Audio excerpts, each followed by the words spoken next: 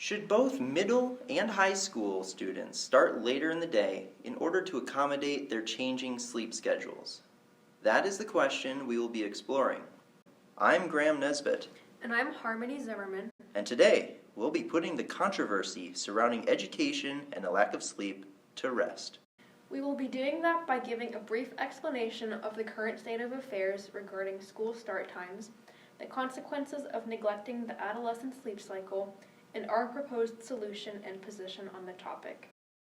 Following our introduction, we'll explore some of the background information surrounding this issue. You, as a class, will be competing on Kahoot to earn a pillow of your very own. So make sure you have the Kahoot website pulled up and ready on your laptop or phone. Before we get into our main discussion, we will be demonstrating the logic behind pushing back school start times by speaking on the changing circadian timings of sleep in adolescence. Next, we'll bring up the three primary reasons we believe our proposal will help both the individual student as well as the education system as a whole. We will also discuss our proposal in a practical manner, with a special emphasis on the Christian principles of treating our bodies as a temple. So, right off the bat, we know from research done on adolescents that the amount of sleep required to achieve optimum results in school is not being achieved. This is bad. This can lead to lower grades, worse note-taking, and more accidents or mistakes in class. And, on a high school level, it's dangerous for teenagers who are first learning to drive. A drowsy driver is not a good driver. An injury to oneself or others is more likely in this scenario. It may also cause an increase in risky behaviors because the frontal lobe, which we know is responsible for decision making, is still developing in these adolescents and relies upon sound sleep to operate well and make sound judgment. Like nutrition, a good night's sleep is necessary for health, and those who forego it often see an increase in weight gain and are more likely to be overweight. This, combined with declining cognitive abilities, can lead to an increase in depression reported amongst students. With these in mind, we seek to find a solution that will aid in physical well-being while at the same time boosting academic performance, in particular, the recall ability and ability to take notes in class. Finally, we want to improve mental health among students in a critical developmental period in their lives, in order to provide positive, long-lasting effects. Therefore, our proposal is to push back the start time for schools by 30 minutes, while maintaining the same end time for the school day. For example, if a school had 6 classes throughout the day, each would be reduced by 5 minutes. That way, extra sleep will be gained while not jeopardizing outside activities, such as extracurriculars, family events, or time spent studying at home. You guys may be wondering why we picked 30 minutes as a time suggestion for moving school start times back, because it doesn't seem like a whole lot of time. In fact, the studies we looked at often researched pushing school start back times between 20 minutes and an hour. However, the study we found to be most impactful was by Owens et al., and they chose to research the effects of pushing back start times by 30 minutes. They surveyed students before and after 2 months of changing the school start time from 8 to 8:30 in the morning. Surprisingly, even though they only pushed the start time back by 30 minutes, mean school night sleep duration increased by 45 minutes, which is more than they pushed it back. The researchers hypothesized this is because after getting the increased 30 minutes of sleep, students became more aware of how much of a difference even a little bit of sleep makes, so they tried even harder to go to bed earlier. This pattern can also be seen in this first graph on the left, where students reported longer sleep times after the delayed start time. You can see that more people were getting 8 to 9 hours, and a lot more people were getting more than 9 hours of sleep. Other significant effects of this change can be seen in this table to the right, where all of these factors that are listed showed statistically different results from before and after they surveyed the students. Students became significantly more satisfied with sleep and motivation. They had reduced sleepiness and tiredness during the day, and visits to their health center for fatigue-related illnesses were reduced. Additionally, depressed mood was also reduced, and on the other hand, class attendance and attention improved. This study is crucial in showing that even a small change in school start time of just half an hour can have monumental effects on student satisfaction and performance. Because of this, it seems worth it to delay school start time slightly to benefit our adolescents even more. At this time, we'll be exploring some of the background information and statistics that we've found thus far for this study. We're going to go ahead and pause the video for just a few moments, and then we'll resume with the rest of the presentation.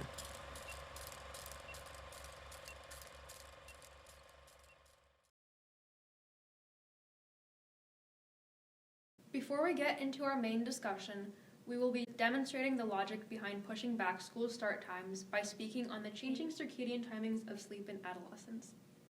A big reason this question targets adolescents is because their biological clocks shift as they get older.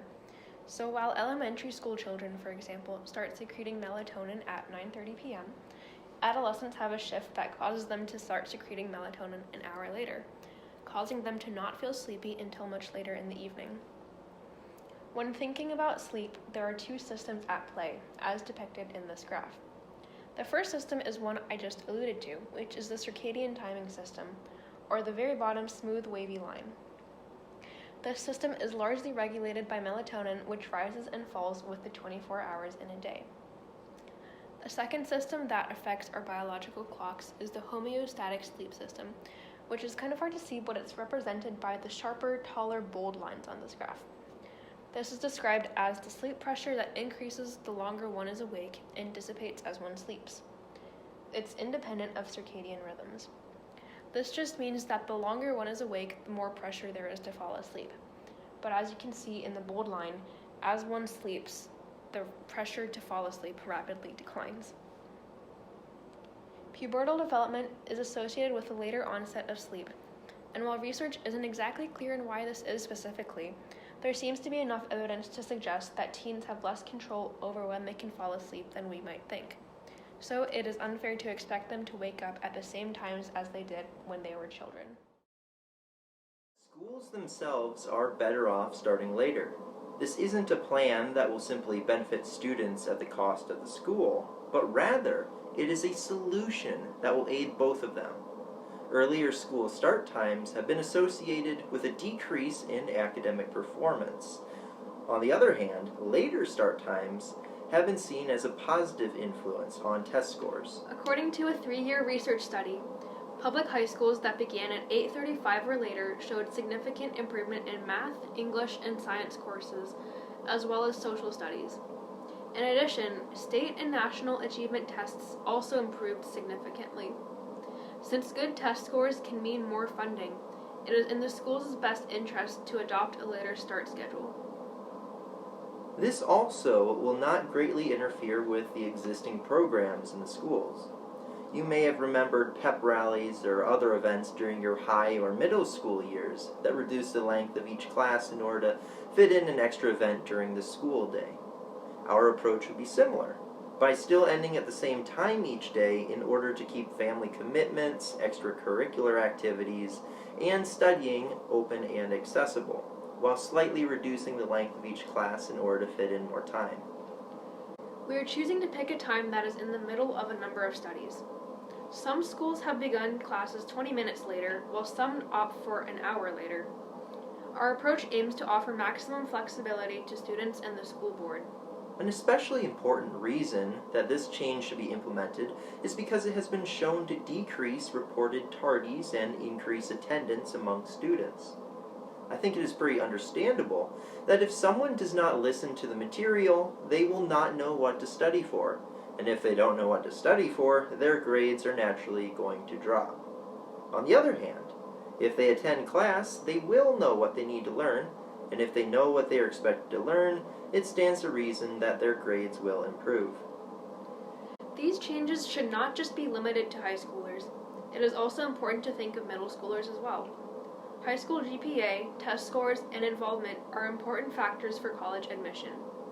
And regardless of a graduating student choosing to enter college, a trade school, the military, or the workforce, confidence and desire to achieve are important for all of us. If a 6th grader goes to school exhausted, every effort to improve will be met with difficulty. they will begin to believe that they are just a bad student and that they cannot hope to do better. That promotes the mentality of having an external locus of control, that the student is not capable of change. And this is not what we want to bring up the next generation of students. We want a generation that is ready to tackle problems and create significant change in the world of tomorrow. We want them to believe that they can make a difference, and the way that we need to do that is by giving them a fighting chance, by providing something that all living things have a need for in some way or another, and that is sleep. Now, beyond a mere educational advantage, pushing back school times also benefits the physical and bodily well-being of students. From middle school towards high school, students are going through a very important developmental period in their lives. They are going through puberty, they're getting taller, more distinguished bodily features, and things like that. So it's important that they are getting enough sleep so that their bodies can help fuel these changes in them, that they're getting enough nutrition and exercise and other things like that. While we're particularly focusing on sleep, it is important from a Christian perspective, not only just for students who are responsible for taking care of their own bodies, but for any school administrators and for anyone who's in charge of other people, that they do a good job of looking after those under their care. For example, say there is a Christian principal, he not only has the responsibility of doing his job and taking care of school things, but also for loving those under his care and doing the best job he can to take care of their physical needs, which in many school settings would be sleep. So from a Christian perspective, for teachers and administrators, superintendents, anyone in that kind of role, it is important that they consider what kind of needs those under them are going through.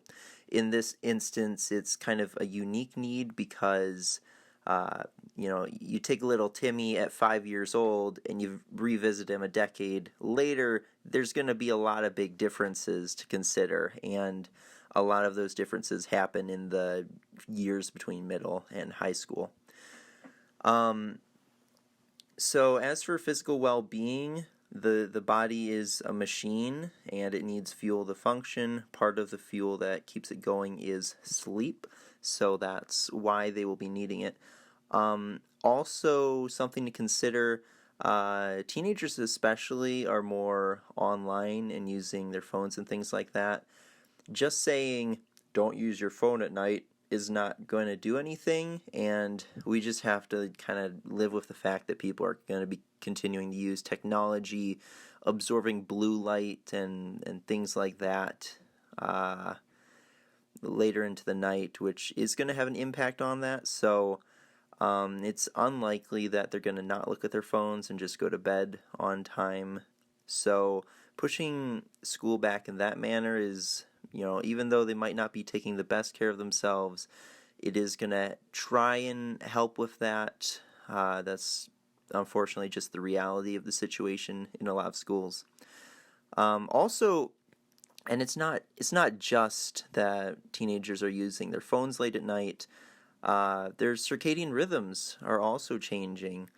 They aren't going to be going to bed at the same time as they were years earlier. Whether it's social or biological or other reasonings going into it, teenagers are consistently going to bed later than they were in earlier years. Lastly, something that's really important to consider is motor vehicle crashes. 16-year-olds and kids in high school are often getting their licenses and driving for the first times in their lives.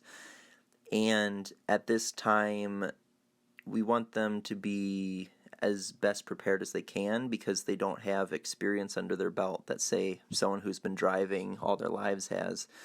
These are people who are getting behind the wheel for basically the first time. So having them drive safe is a priority in the first place because they're not going to know how to react to different kinds of situations. So when you throw in drowsiness and a lack of sleep into the mix, it makes it that much more dangerous. And in a study in which school start times were moved back by an hour, teen car crashes actually dropped 16.5% across the 2-year span that it was studied.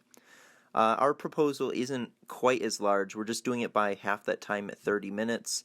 But there have been studies showing that even 20 minutes is more helpful. So again, we've adopted an approach that's kind of in the middle.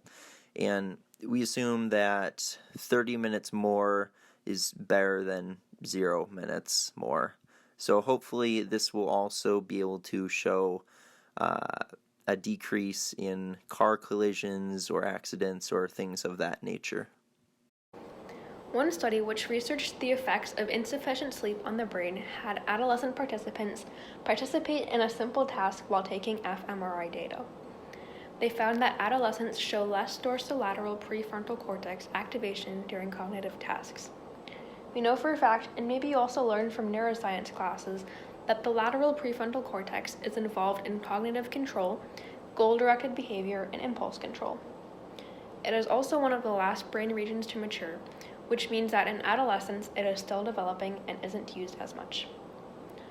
On the other hand, the insula, which assigns worth to a reward, is activated with less sleep. This means that it can make rewards seem less attractive than they actually are. And as you might expect, this influences motivation, causing it to decrease. With less sleep, the prefrontal cortex is used even less, which means teens aren't thinking, and the insula is used more, which could put teens in more potentially dangerous situations if they aren't engaging with cognition to make decisions. Also, adolescents with poorer sleep schedules reacted slightly slower on tasks and responded with more apathy and less vigilance, which is obviously not beneficial to something such as their academic performance. Lastly, we want to deal with the mental health aspect of getting more sleep. And I'd like to begin just by referencing a theory that's often used in either law and order or criminology or something along those lines. And that is the broken windows theory. And it's the idea that, say there's a rundown area, and maybe there's a warehouse or something of that nature, and there starts to be like 1 or 2 broken windows, and then pretty soon there are more broken windows, more destruction to the property, and so on. It's the idea that if that one broken window is fixed quickly, it will discourage more destruction of the property in the future. So basically, it's the idea that if one thing falls, it's going to encourage other things to fall or break as well. So if we take that into account on the mental health field, say you're not feeling up to doing something some morning and maybe you don't shower. Well, now that you're used to not showering, that might discourage other things like not studying or not eating or a number of things. So it's kind of like a snowball effect. If one thing is just stopped being done, then it will encourage other behaviors. So what we want to do is make sure that these students, these emerging adults here, start out the day on the right foot. If they start out sleep deprived, that's going to encourage them to, skip breakfast or not take notes in class or any number of things. It kind of all builds upon that. So when we have them sleep a full night, it's going to give them a better start in the morning. Sleep is necessary for the brain to function. Also, since you've been well rested, you have a better mood, that's naturally going to lead to less stress. You're going to have more optimism going into your day. And that's another important thing is oftentimes what we think we can do, we can, and whatever we don't think we can do, we cannot. So having the right frame of reference and attitude going into a day is really important and really effective in determining how that day ends or what we accomplish in it. Before we started research on this presentation, we wrote down a list of all the pros and cons of taking either side, and we believe that having explored thoroughly each side of the matter, we've picked a decision that gives the most amount of pros and least amount of cons. That being said, no decision is going to be completely perfect, so we're going to briefly acknowledge some of the potential cons or things that might interrupt the proposal to push schools back. So here is that list. The strongest argument that we found against moving middle and high school start times back is the inconvenience for parents. It is often the case that parents can help get their children ready before work and drop them off at school on the way to work. Now, given that information, we've tried to come up with a solution that will be have minimal changes to the family structure. So at the most, it'll be a 30-minute change, and hopefully the buses will still be able to pick up the children. A final consideration is that this question of whether or not schools should be pushed back is also addressed to middle school students, which, if you count 6th grade, includes children as young as 11 or even 10. It might not be a responsible solution for parents to leave earlier for work, leaving their children to get ready for school on their own, having to make their own breakfast or pack their own bags, or, like I said, get to school by themselves. As Christians, and not just Christians, even as informed citizens, it is good of us to consider all sides of a problem and be able to see things as others might see them. So that way, it's good to understand both sides of pushing a school time back. It's good to see the good that can come of it, potential problems with transportation or kids having to take on too much responsibility at a young age. It's good to understand those things because those help us make the best decision when that time comes to us. Some of the Bible verses that have influenced this lesson are 1 Corinthians 6:15. Do you not know that you are a temple of God and that the Spirit of God dwells within you? That our bodies are a temple, and in that it stands to reason that basic bodily health care things like eating well, bathing, and sleeping are responsibilities that are given to us in order to be good stewards of what we've been given. Colossians 3:23, whatever you do, work at it with all your heart, as working for the Lord, not for human masters. If we get in any sort of leadership position, then we should go above and beyond what is expected of us. Don't just do the office tasks, but instead really look into the needs of the students and implement good policies. And finally, 2 Corinthians 5:20, much in the same light. We are therefore Christ's ambassadors, as though God were making his appeal through us. We implore you on Christ's behalf, be reconciled to God. Wherever we go, whether we're just a student or whether we're rising up the ranks or in charge of other people or are put in positions where we pass policies, we're representing Christ wherever we go. So we want to make sure that we're doing a good job with that and, above all else, loving others. That brings us to pretty much a close right here. We'll have some discussion questions at the end. But just a summary of our main points is that, yes, we should push school times back. The specific time is 30 minutes. Our plan is to slightly reduce class times as we go along.